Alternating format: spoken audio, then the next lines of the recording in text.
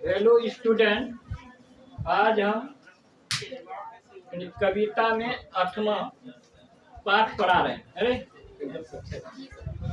वीरेंद्र डंगवाल लेखक कौन है?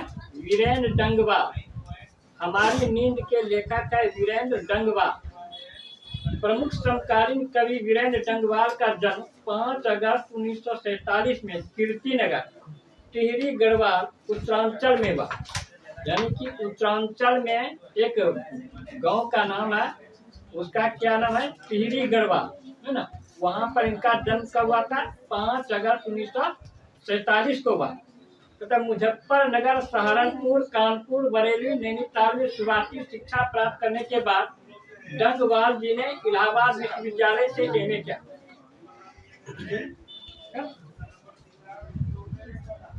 जिस तरह हम लोग भी अपना शिक्षा जो ग्रहण करते हैं तो गांव घर में करते हैं, ठीक उसी तरह इन्होंने भी यानी कि शिक्षा कहाँ से प्रारंभ किया? मुजफ्फरपुर नगर से, तथा सहारनपुर, कानपुर, नैनीताल इनकी जो है यहाँ से इन्होंने शिक्षा यानी कि प्रारंभ की थी। यहाँ से इन्होंने शिक्षा यानी कि ग्रहण करते गए। अंत में कहाँ है? इलाहाबाद विश्वविद्यालय, यहाँ इन्होंने एमए किया और यहीं से आधुनिक हिंदी कविता के मिथकों और प्रतीकों पर डीएलएड की उपाधि भी पाई। यानी कि इलाहाबाद विश्वविद्यालय से इन्होंने क्या किया? एमए का डिग्री प्राप्त किया। एमए समझती है ना? समझता है एमए? बीए के बाद क्या होता है? एमए। कहते बीए के बाद इन्होंने एमए किया और फिर डीलिट की, है ना। डीलिट जो था ये सब लॉ वगैरह, है ना। तो ये लॉ का जो इन्होंने उनका भी उन्होंने उपाधि ग्रहण किया। करते हुए 1971 ईस्वी से बरेली कॉलेज में अध्यापन करते रहे। इन्होंने कॉलेज में भी इन्होंने पढ़ाने का काम किया, जिसको हम लोग बोलते हैं लेक्चरर बोलते हैं ना। तो इसी तरह कहते उन्होंने भी यहाँ कहाँ पढ़ाने का काम किया? बरेली कॉलेज। कहाँ? बरेली कॉलेज। कहते उन्होंने वहाँ पर अध्यापन करते रहा। कहते डंगवाल जी हिंदी और अंग्रेजी में पत्रकारिता भी थी। ये हिंदी और अंग्रेजी के क्या थे? पत्रकारिता। जिस तरह संपादक सब होता है ना, यानी कि गाँव घर में यहाँ जैसे देखते हैं रजोत्सव में बहुत सा पत्रकार होता है, उसी तरह ये भी क्या थे? एक संपादक थे, ये पत्रकारिता भी थी। तथा उन्होंने इलाहाबाद से प्रकाशित अमृत प्रभात में कुछ वर्षों तक घूमता आईना शीर्षक से स्तंभ लेखन भी किया। ये दैनिक अमर उजाला के संपादकीय सलाहकार भी है। ये किनके सलाहकार हैं? कहता दैनिक अमर उजाला, एक है दैनिक अमर उजाला, उनके वे क्या थे? वे संपादकीय थे, यानी वे संपादकीय के वे सलाहकार थे। कहते कविता में यथार्थ को देखने और पहचानने का वीरेंद्र डंगवाल का तरीका बहुत अलग, अनूठा और बुनियादी किस्म का। कविता जो उन्होंने जो कविता की जो रचना करते थे उनका यथार्थ होता था, माने कि उसमें वास्तविकता होती थी, यानी उसमें किसी तरह की काल्पनिक नहीं होती थी, यानी उसमें वास्तविक जो घटना घटती थी उसी पर वे कविता लिखते थे। तो उन्होंने अलग, बहुत अलग, अनूठा और बुनियादी किस्म के ढंग से उन्होंने कविता की वह रचना करते थे। सन 1951 में प्रकाशित उनका पहला कविता संग्रह इसी दुनिया में आज भी उतना ही प्रासंगिक और महत्वपूर्ण लगता है। यानी उनकी जो कविता संग्रह है, उनकी जो प्रासंगिकता है, तो उनका महत्व, उनकी प्रासंगिक यानी उन कविताओं की जो महत्व है, उनकी महत्व को यानी कि बहुत ही उन्होंने सुंदर ढंग से उसको यानी कि बताने का प्रयास किया। उनकी प्रासंगिकता को कवि अपने यानी उन्होंने अपनी कविता में प्रासंगिकता के संबंध में बतलाया है। तो उन्होंने कविता में समाज के साधारण जनों और हास्य परिस्थिति जीवन के जो विलक्षण ब्यौरे और दृश्य रचे हैं, ये कविता में और कविता से बाहर भी बेचैन करने वाले, यानी समाज में जो घटना घटती है तो समाज में है ना, ये लेखक कविता का नाम है हमारी नींद।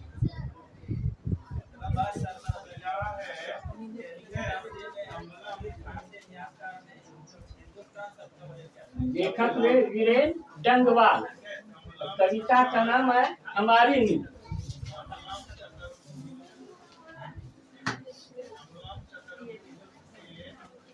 उनकी कविता में जनवादी परिवर्तन की मूल प्रतिज्ञा है और उसकी बुनावट में ठेठ देसी किस्म के खास और आम तत्सम तद्भव क्लासिक और देशज अनुभवों की संनिष्ठता है।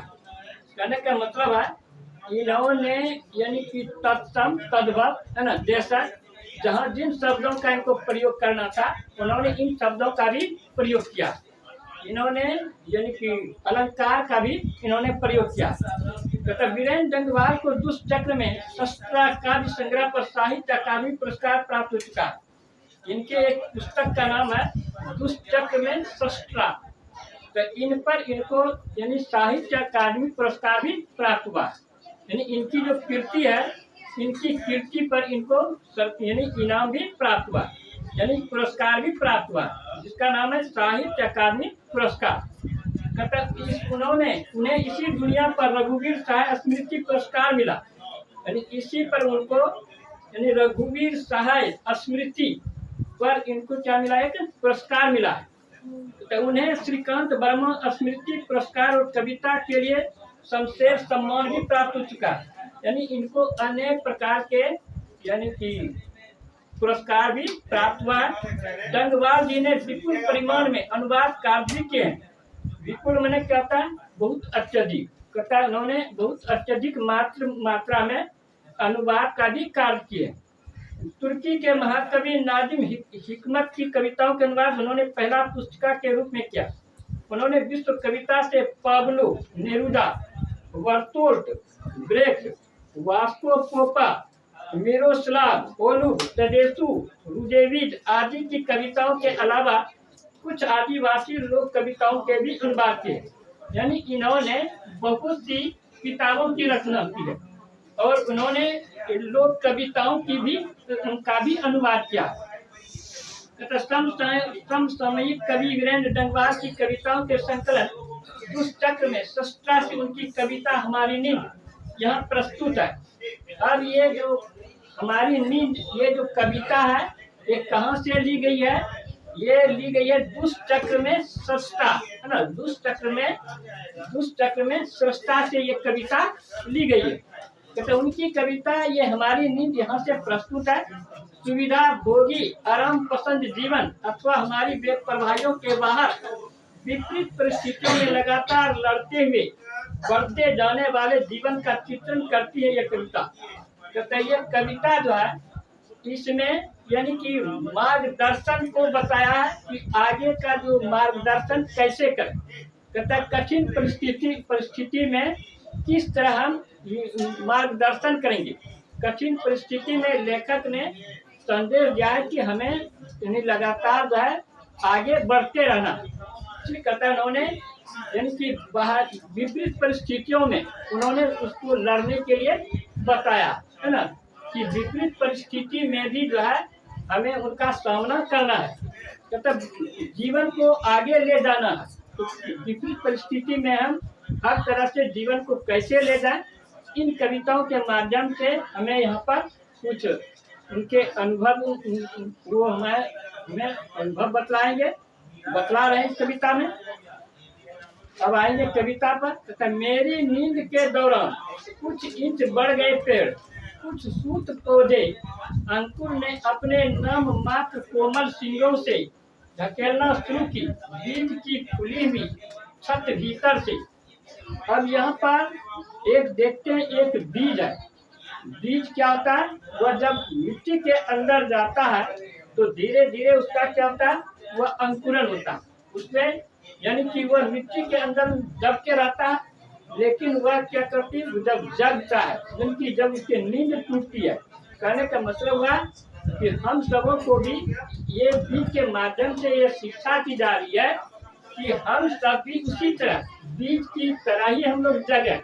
जिस तरह बीज में धीरे धीरे अंकुरन होता है और अंकुरन होते होते वह बढ़ जाता है, तो उसी तरह कहता है हम लोगों को भी हमें अपने कार्य को उसी रूप में ले जाना है। यानी कि हम भी ऐसे यानी कि हम सोकर नहीं रहे, हम कुछ न कुछ करते रहे। यानी हम लोगों को कवि ने जीवन में कुछ करने के लिए संदेश दिया कि हमें जो है कुछ न कुछ करते रहना है। कहते अंकुर ने अपने नाम मात्र कोमल सिंगों से ढकेलना शुरू की। बीज में जिस तरह अंकुरन आता है तो वह उसके एक तरह से उसमें जो अंकुर आता है उसको उन्होंने कि वह सिंग जैसा है। कहता है वह किस तरह उस मिट्टी को धकेल देता है। तो ठीक उसी तरह हम सभी भी ऐसे कार्य करें जो कि हम लगातार आगे की ओर बढ़ते रहे। तो धकेलना शुरू की। बीज की खुली हुई छत भीतर से एक मक्खी का जीवन क्रम पूरा हुआ। कई शिशु पैदा हुए और उनमें से कई तो मारे भी गए दंगे, आगजनी और बमबारी में। अब एक मक्खी का उदाहरण दिया गया कि मक्खी जब बच्चे को जन्म देती है तो वह कई मक्खियां जो है उनके बच्चे मर भी जाती है और बहुत से बच्चे जीवित भी हो जाते हैं। इसलिए कहता है वह संघर्ष करती रहती है ना। उसी तरह हम सबों को भी कहता है कि संघर्ष करें, यानी संघर्ष करते हुए हम भी आगे बढ़ें। कहता है जिस तरह मक्खी के बच्चे जो शिशु होते हैं, कहता है वह यानी कि कई संकटों से गुजरते हुए वह यानी कि बचा रह जाता है, बहुत सा मर भी जाता है। तो ठीक उसी तरह कहता है हमारे जीवन में भी अनेक प्रकार की समस्याएं आती है। हमारे जीवन में भी अनेक तरह की समस्याएं आती है, तो हमें उन समस्याओं से लड़ने की आवश्यकता है। यदि हम समस्याओं का सामना नहीं करेंगे तो हम आगे भी यानी कि कार्य नहीं कर पाएंगे। इसलिए हम लोगों को लेखक ने यह संदेश दिया है कि हम अगर समस्याओं से घिरे हैं तो हमें उनका डटकर सामना करना है, हमें उनसे यानी कि बाहर निकलना है। जिस तरह एक मक्खी अनेक तरह से वह संघर्ष करते हुए वह अपने बच्चे को भी जन्म देती है। इसलिए कहता है दंगे, आगजनी और बमबारी में, गरीब बस्तियों में भी धमाके से हुआ देवी जागरण लाउड स्पीकर पर। अब कहता है एक गरीब बस्ती का उदाहरण दिया जा रहा है। एक जहाँ गरीब बस्ती है तो गरीब बस्ती में भी क्या होता है, अनेक प्रकार की समस्याएं आती है। और वहाँ पर जब समस्याएं आती है तो वहाँ भी क्या करते हैं, वही लोग उस समस्याओं से उबरने के लिए तरह तरह के कार्य करते हैं। यानी कि ऐसे लेखक ने संदेश दिया कि हमें उन सब जहाँ गरीब बस्तियां हैं तो गरीब बस्तियों का भी उत्थान करना चाहिए, यानी उनका भी उद्धार करना चाहिए। तो हम सभी मानव, हम सभी जो समाज कहता है उनका हमें यानी उद्धार करने का प्रयास करना चाहिए। तो धमाके से हुआ देवी जागरण लाउड स्पीकर पर, यानी साधन तो सभी जुटा लिए हैं अत्याचारियों ने, मगर जीवन हसीला फिर भी बढ़ता ही जाता आगे हमारी नींद के बाद। अब कहता है मनुष्य ने तरह तरह के साधन तो जुटा लिए, तरह तरह के साधन है कहता जुटा कर भी जो है वह यानी कि कुछ स्वार्थी लोग ऐसे होते हैं जो कि वह अपने कार्य को यानी कि अपना काम पूरा कर लेते हैं, वो दूसरों के प्रति ध्यान नहीं देते हैं, दूसरों के हित की बात को नहीं सोचते हैं। इसलिए कहता है कि यानी हमारे यहाँ बहुत से ऐसे व्यक्ति है जो कि उनको अत्याचारी की संज्ञा दिया गया कि वो ऐसे अत्याचारी है जो कि वह समाज का कल्याण नहीं करना चाहते। तो इसलिए लेखक ने ये बतलाने का प्रयास किया है कि हम सभी जो है अत्याचारी नहीं हो गए, हम सब समाज को अत्याचारी नहीं हो गए, बल्कि हमें जो गरीब बस्तियां हैं उसका हमें उद्धार करने का भी प्रयास करना चाहिए। इसलिए कहता है हमारे यहाँ बहुत से साधन तो उपलब्ध है, लेकिन उन साधनों का लोग क्या करते हैं, तरह तरह का दुरुपयोग भी करते हैं, जिससे आज हमारे समाज में बहुत से गरीब भी है, कहता उन गरीबों का कल्याण नहीं हो पाता। कहते और लोग भी हैं, कई लोग अभी भी जो भूले नहीं करना साफ और मजबूत इनका कहने का मतलब है कि अभी हमारे यहाँ ऐसे बहुत से लोग हैं जो कि स्वार्थ बस काम कर रहे हैं, है ना, अपने यानी अपना ही यानी परोपकार, वो अपना ही भलाई, अपना ही हित चाहते हैं, वे दूसरे का परोपकार करना नहीं चाहते हैं। तो इस तरह यहाँ पर लेखक ने यह संदेश देने का प्रयास किया है कि हम यानी वैसे यानी कि जो पुरुष है, जो वैसे जो मानव है, तो उनको जो है चाहिए कि वह कि दूसरों के प्रति अपना संवेदना व्यक्त करें, दूसरों के प्रति जो वो अपना यानी परोपकार दिखावे। तो इस तरह उन्होंने अपनी इस कविता में जागने के लिए संदेश दिया कि मनुष्य को जागना है, अगर मनुष्य नहीं जगता है तो हमारे समाज का ये कल्याण नहीं हो पाता। इसलिए हम सभी मानव को लेखक ने ये शिक्षा देने का प्रयास किया है कि हम जब तक नहीं जगेंगे तो हमारे समाज का या देश का कल्याण नहीं हो सकता। इसलिए हम सबों को इन्होंने यानी कि जागने का यानी कि नींद से उठने का क्या है कि हमें नींद में नहीं रहना, हमें जागना है और जाग कर जो है अपने समाज का गरीबों के प्रति, देश के प्रति अपना यानी कि देश के प्रति हम अपना अच्छा कार्य करें जिससे कि हमारा देश आगे बढ़ते रहे।